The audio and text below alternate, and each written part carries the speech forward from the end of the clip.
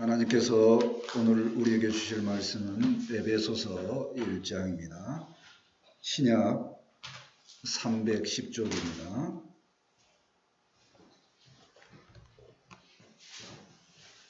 신약 310쪽 에베소서 1장 3절에서 7절까지 한 절씩 교독합니다.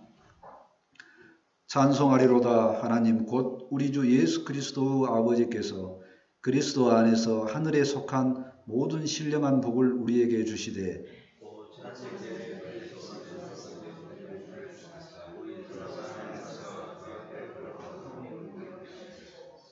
그 기쁘신 뜻대로 우리를 애정하사 예수 그리스도로 말미암아 자기의 아들들이 되게 하셨으니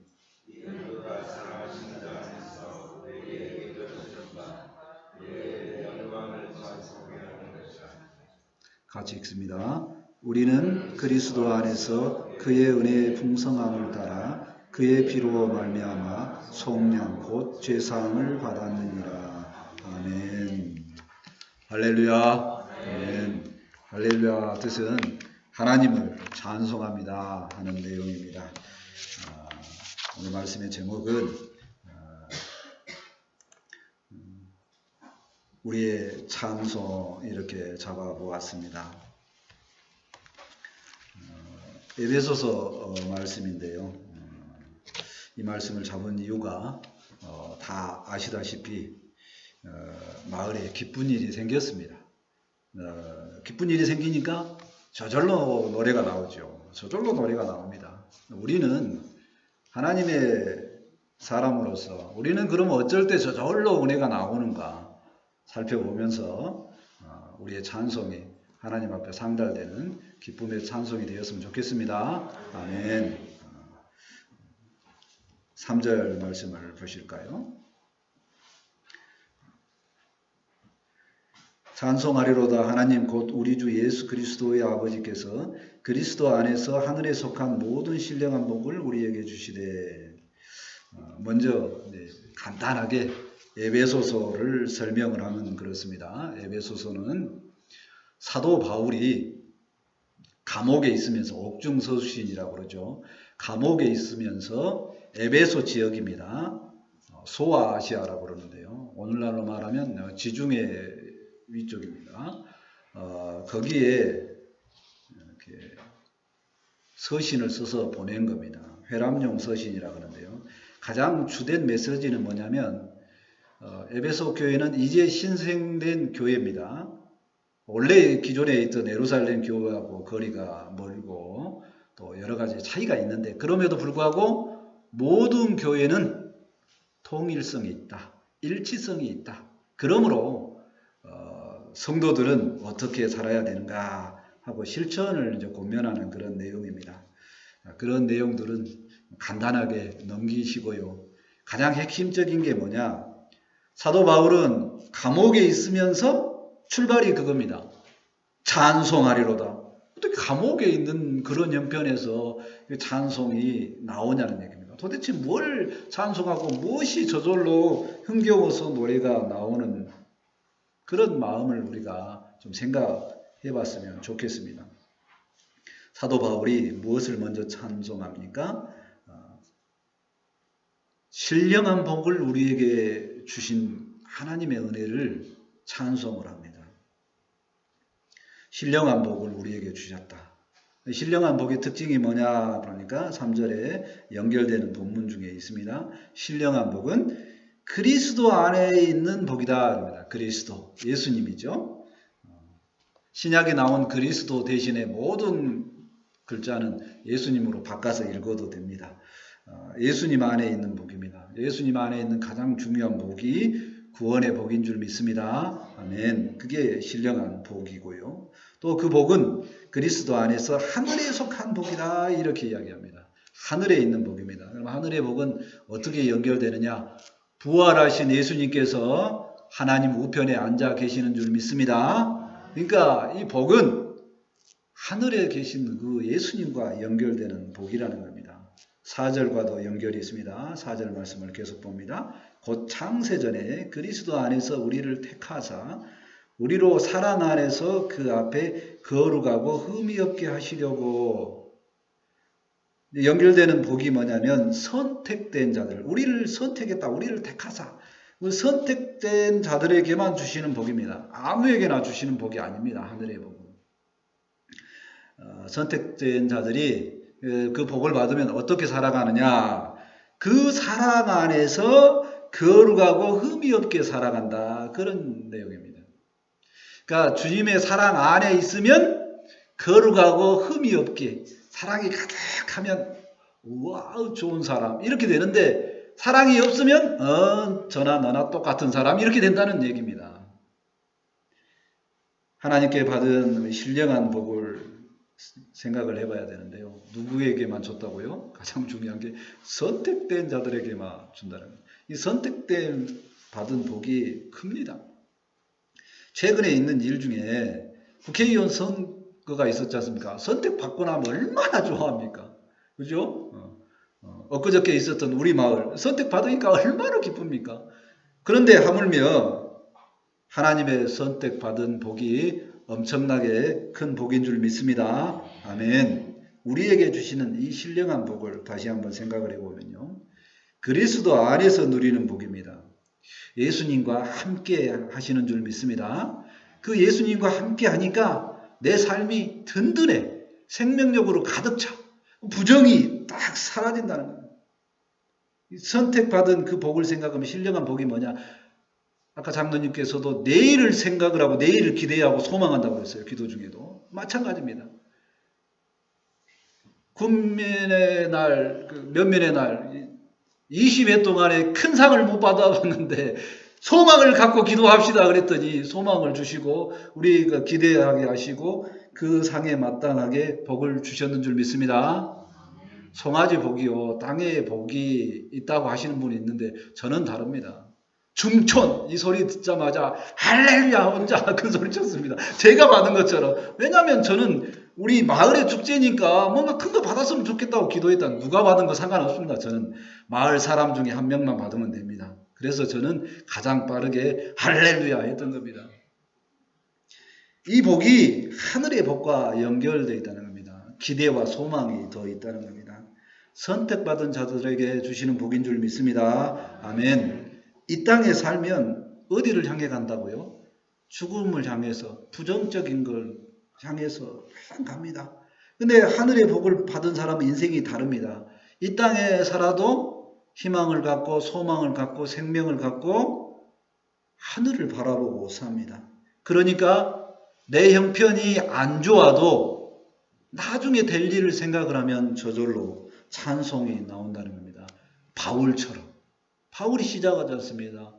3절에 찬송하리라다. 감옥에 있는데 무슨 찬송거리가 있겠습니까? 근데 바울은 찬송했습니다.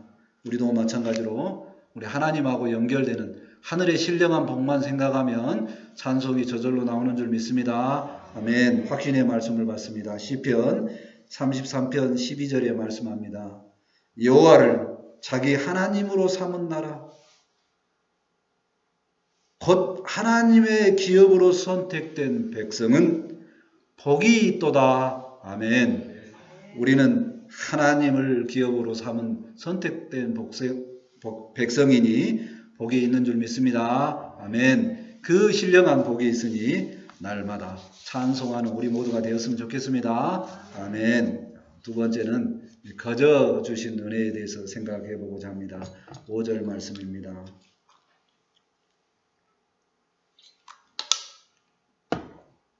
5절입니다. 그 기쁘신 뜻대로 우리를 애정하사 예수 그리스도로 말미암아 자기의 아들들이 되게 하셨으니, 계속해서 찬송하는 이유를 그렇게 이야기합니다. 거저 주신 은혜 때문에 찬송을 하라는 겁니다. 그 은혜가 어떤 은혜냐? 나의 의지하고 상관없이 하나님께서 베푸신 은혜인데요, 애정했다는 겁니다. 애정 나올 때마다 또 감사해요. 애정 교회는 좋은 교회인 줄 믿습니다. 아멘. 하나님께서 애정을 하셨다는 겁니다. 너 하나님의 사람이다. 내가 너 아들 삼겠다. 이렇게 선택했다는 겁니다. 자기 자신을 보면요. 자기 자신을 생각을 해보면 거울을 딱 보면 겁나 마음에 든가요? 별로 마음에 안 들 때가 많습니다. 그럼에도 불구하고 하나님께서 기뻐하신 뜻대로 우리를 선택했다는 겁니다. 내가 선택한 내가 아니고 하나님께서 우리를 선택하시고 자기를 양자, 하나님의 아들, 우리를 양자 삼으신 줄 믿습니다. 아멘. 그러니까 우리는 하나님의 아들 되는 권세가 있다는 겁니다. 보통 아들은 아버지의 권세를 다 누립니다. 왕자는 왕의 권세를 다 누립니다. 그 권세가 우리에게도 동일하게 있다는 겁니다. 그러니 얼마나 어깨 펴고 당당하게 하나님께서 주신 그 은혜로 우리가 살아가는 것 얼마나 감사합니까? 예정하신 그 뜻에 따라서 우리의 아들 삼아주신 은혜를 감사하는 우리가 되었으면 좋겠습니다. 아멘. 6절 말씀을 계속 봅니다. 이는 그가 사랑하시는 자 안에서 우리에게 거저 주시는 바 그 은혜의 영광을 찬송하게 하려 하십니다. 우리를 예정하시고 또 아들 삼아주신 양자 삼아주신 그 은혜를 주신 이유가 뭐냐 그랬더니 거저 주신 은혜에 따라서 찬송을 하라는 겁니다. 찬송은 내 마음대로 하는 것이 아닙니다. 내 기쁨 때문에 하는 것이 아니라 기준이 뭐냐면 그가 사랑하시는 자 안에서 예수님 안에서 찬송을 하라는 거예요. 그러니까 내 기쁨에 내가 좋은 일이 있어서 찬송하는 게 아니라 주님과 연결되는 가운데 주님 때문에 기쁜 일이 있어서 이렇게 찬송하는 겁니다. 다릅니다. 내가 기뻐서 찬송하는 게 아니라 내게 의뢰해 주신 주님 때문에 찬송하는 줄 믿습니다. 아멘. 찬송은 구원받는 많은 백성들이 마땅히 해야 될 의무입니다. 근데 의무인데요. 이 의무는 사실 은혜 받고 감사를 하면요. 저절로 나옵니다. 내게 좋은 일이 있고 내게 은혜가 있으면 저절로 콧노래가 나오고 찬송이 불러지고 찬양이 되어진다는 겁니다. 거저 주신 은혜는 다른 표현으로 뭐라고 하냐면 선물이라고 합니다. 선물. 거저 주신 은혜. 제가 그 어려운 평생의 어려운 원어는 제가 여러 가지 단어 이야기 안 하는데요. 이 은혜가 거칠 때마다 꼭 합니다. 왜 그러냐면 그 은혜가 원어로 뭐냐면 카리스라는 단어예요. 들어본 적 있습니다. 카리스마라는 거. 겁나 그 우르락부락하는 그 남자가 뭐하고 카리스마가 있네 이렇게 하는 그 잘못 쓰는 단어랍니다. 언제 은혜가 있다라고 말하냐면 하나님께서 우리에게 베풀어 주신 은혜가 너무 좋아서 저절로 강복하면서 주님 은혜가 있군요. 이 은혜를 받은 그 감동 그게 카리스마예요. 우리가 믿음의 사람은 카리스마를 하나님께 혹은 내가 한량없이 받는 부모님께만 돌리는 줄 믿습니다. 아멘. 이 거저 주신 은혜에 대해서 생각을 해봅니다. 왜 이 은혜는 우리가 거저 받아야 되느냐? 첫 번째는 내 조건입니다. 나는 타락했습니다. 스스로 하나님께 보시기에 하나님 백성 될 만한 조건이 없다니까요. 나는 타락에 있습니다. 그러니까 그냥 선물로 은혜를 주셔야지만 선물로 구원을 주셔야지만 내가 구원받는 줄 믿습니다. 내가 선한 것이 하나도 없어요. 내가 이룬 것이 없습니다. 그래서 성도는 나를 자랑하지만 내 삶을 자랑하는 것이 아니고 철저히 은혜 주시는 하나님의 은혜를 찬송하는 줄 믿습니다. 아멘. 성도는 마땅히 찬송을 해야 됩니다. 살아가는 자체가 은혜요. 기적입니다.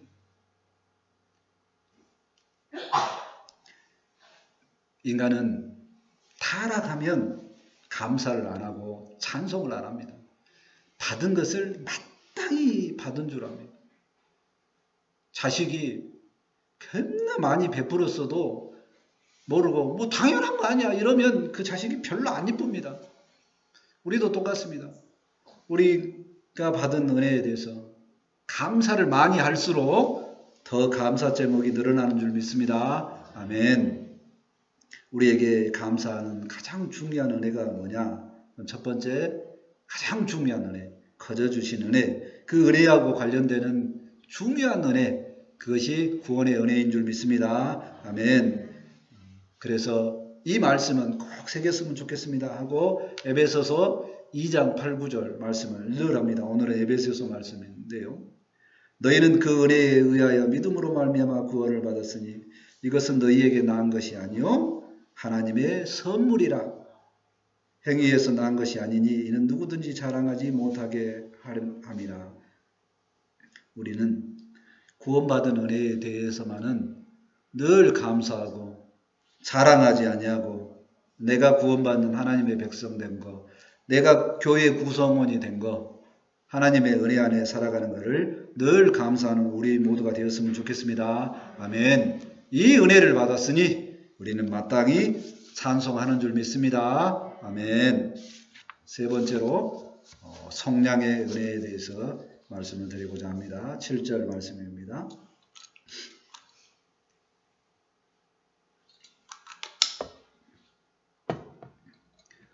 (7절입니다) 우리는 그리스도 안에서 그의 은혜의 풍성함을 따라 그의 피로 말미암아 속량 곧 죄사함을 받았느니라. 또 찬송하는 이유를 뭐라 그러냐면 속량의 은혜를 받았다 그렇게 이야기합니다. 예전의 성경이죠. 이제 개역 버전이라고 하는데 그 버전에는 구속의 은혜 이렇게 써져 있습니다. 왠지 더 구속의 은혜가 우리에게는 더 잘 들립니다.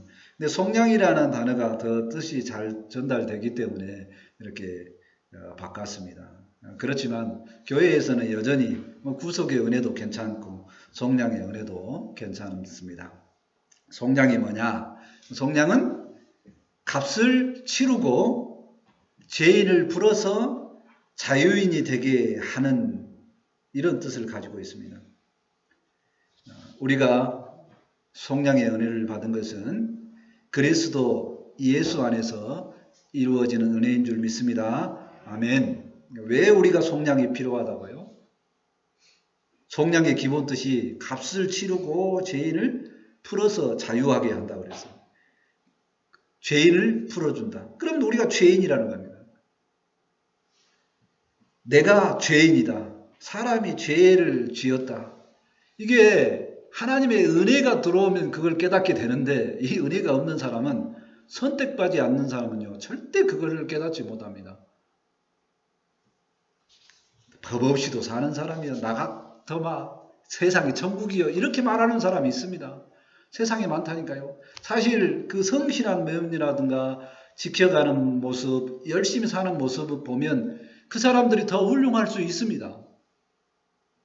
그러나 뭐라고 그러냐면 하나님이 보실 때 그래도 죄인이라고 봅니다. 왜 그러냐면 하나님은 완전히 거룩하신 분이에요. 근데 조그만 티끌이 묻어 있으면 어때요? 조금이라도 죄가 있으면 불량품 일어난다는 겁니다. 죄가 있다라고 인정하는 겁니다. 그 사람들에게 이야기해 보십시오. 나하고 비교하지 말고 하나님하고 비교해서 너 죄가 없어 이렇게 말을 해봅니다. 하나님이 어디 있어야지 뭐 이렇게 말할 수 있습니다. 있다고 가정하고 너가 하나님이라는 단어는 국어사전에도 있으니까 거기에 맞는 신의 성품에 들어가는 거기하고 비교해서 너 죄가 있냐고 물어보면 그러면 있겠지. 가끔가다 속으로 생각하기도 하고 조금 잘못한 것이 있어. 그러면 죄가 있는 거야 라고 해야 된다는 겁니다. 나하고 비교하지 말고. 그러면 죄가 있으면 어때요? 하나님은 죄가 있으면 죽어야 된다라고 이야기를 합니다. 왜? 죄가 있으면 죄값을 치러야 되는데 그 죄값이 뭐밖에 안 되니까 죽음밖에 안 되니까 죽어야 된다는 겁니다. 이스라엘 백성들을 하나님께서 선택하시고 죽어야 되는데 죄가 있기 때문에 죽어야 되는데 안 죽을 수 있는 방법을 알려줄게 하고 알려준 방법이 뭡니까? 죄를 속하는 속량하는 제사입니다. 그래서 구약에 보면 화목제도 드리고 번제도 드리고 항상 제사를 드리는 이유가 뭐냐면 그 제사를 통해서 내가 있는 죄를 대신 속량했다 이렇게 생각하는 겁니다. 그래서 때마다 짐승을 잡고 이 제사를 지내죠. 짐승의 제사가 사람의 죄, 내 죄를 속했다라고 이렇게 보는 겁니다. 근데 짐승의 제사는 완전하지 않다는 겁니다. 제사가 끝나고 나면 또 죄를 지으면 어떠냐는 거예요. 그럼 또 짐승을 잡아요? 불완전합니다. 그 다음에 엄청나게 큰 죄를 지으면 어떻게 됩니까? 살인하는 죄를. 내가 내 의지하고 관계없이 살인하면 어떻게 됩니까? 살인자는 하나님께서 살인으로, 이에는 이로, 눈에는 눈으로 똑같이 갚으라고 하니까 살인했으면 더 이상 혜택이 없죠. 그러니까 죽어야 된다는 겁니다. 불완전한 제사를 이야기를 합니다. 하나님께서는 완전한 제사를 원하십니다. 그 방법은 죄 없으신, 죄가 없는 제물이 드려지는 죄 없으신 하나님의 아들 예수님께서 대신 우리 죄를 위해서 제물로 드려지는 것을 말합니다. 그리스도이신 예수님께서 우리 죄를 속량하기 위해 대신 죽으신 줄 믿습니다. 아멘. 우리의 죄사함을 위해 구원자 예수님께서 대신 죽으셨습니다. 이 죽으심은 우리가 그냥 은혜로 받았기 때문에 공짜로 받으면 우리가 값이 싸다 이렇게 말할 수 있습니다. 근데 아닙니다. 예수님의 죽으심은 결코 싼 것이 아닙니다. 얼마나 그 은혜가 큰지 우리는 늘 생각해야 됩니다. 그 풍성함의 은혜를 따라서 그의 피로 말미암아 속량이 되었다라고 합니다. 예수님의 은혜는 풍성한 줄 믿습니다. 아멘. 그리고 그 풍성함, 완전하신 그 예수님께서 그냥 우리를 속량한 것이 아니라 그 피로 죽으심으로 우리를 속량하셨는 줄 믿습니다. 아멘. 우리에게 속량의 은혜가 있는 것을 한 번 더 새겼으면 좋겠습니다. 왜 그런가요? 우리는 구원이 필요한 존재입니다. 성경은 말씀합니다. 모든 사람이 죄를 범하였음에 하나님의 영광에 이르지 못한다고 합니다. 로마서 3장 23절입니다. 또 그 죄를 속량하신 분은 예수님 한 분이심을 말씀합니다. 디도서 2장 14절입니다. 예수님은 우리를 대신하여 자신을 주시고 모든 불법에서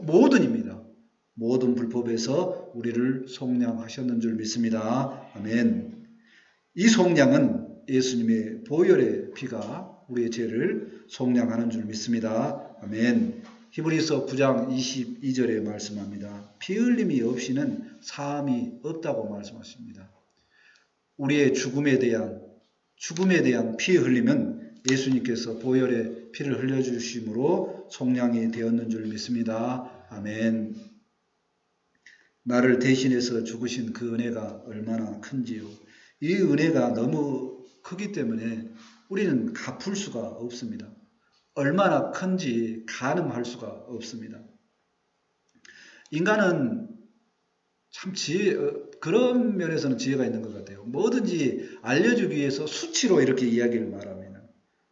지구의 크기가 얼마냐? 그럼 수치로 딱 이야기합니다. 달까지 거리가 얼마냐? 태양까지 거리가 얼마냐? 또 우주의 크기가 얼마냐? 그럼 수치로 다 이야기를 합니다. 그러나 어느 누구도 어떤 말씀도 우리 주님의 은혜는 수치로 이야기를 안 합니다. 차고 넘치는 예수님의 은혜인 줄 믿습니다. 아멘. 결코 다함이 없는 우리 주님의 은혜인 줄 믿습니다. 아멘. 그러니까 우리는 그 주님께서 주시는 구원의 선물과 모든 풍성한 은혜를 딱 한 단어 은혜로만 표현하는 줄 믿습니다. 아멘. 속량의 은혜에 대해 우리가 가장 합당하게 반응하는 것은 무엇인가요? 딱 하나뿐입니다. 찬송인 줄 믿습니다. 아멘. 에베소서 1장 14절입니다. 에베소서 1장 14절입니다. 이는 우리의 기업의 보증이 되사 그 얻으신 것을 속량하시고 그의 영광을 창성하게 하려 하심이니라. 예수님께서 우리를 속량하신 이유는 그 속량한 은혜를 알고 우리에게 찬송하라고 하십니다. 성령 받은 우리가 은혜 아래서 늘 찬송하는 삶을 살았으면 좋겠습니다. 아멘. 말씀을 정리합니다. 우리는 택함을 받았습니다. 택함 받은 하나님의 기업 안에 있는 복 받는 인생인 줄 믿습니다. 아멘. 또 우리는 늘 구원의 은혜를 생각할 때마다 감사하고 거저 주신 그 은혜, 내 형편보다 그 은혜를 많이 생각하고 살았으면 좋겠습니다. 또한 성량하신 그 은혜를 생각을 하면서 우리가 해야 될 것은 늘 찬송인 줄 믿습니다. 아멘. 기도합니다. 하나님 은혜를 감사합니다. 예수 그리스도를 통해서 우리가 받은 그 풍성한 은혜를 우리가 어떤 것으로 갚을 수 있겠습니까? 말씀은 우리에게 권면합니다. 오직 우리가 찬송으로 하나님께 영광을 돌리라 합니다. 우리가 하나님의 백성 된 것도 찬송하고 거저 받은 은혜도 찬송하며 성량 받은 은혜도 찬송할 수 있도록 함께하여 주옵소서. 우리의 일평생 감사의 제목으로 늘 찬송하는 아름다운 인생이 될 수 있도록 함께하여 주옵소서. 그래서 감사로 찬송하는 인생 가운데 주님께서 더 풍성한 은혜로 주심을 아버지 기억하고 그 언약의 말씀을 받고 늘 인생이 감사하며 찬송하는 인생들이 다 될 수 있도록 함께하여 주옵소서. 이 말씀을 받았사오니 이 말씀이 생명이 되고 은혜가 되기를 원합니다. 주께서 함께하여 주옵소서. 감사하며 예수님의 이름으로 기도합니다. 아멘. 이제 다 같이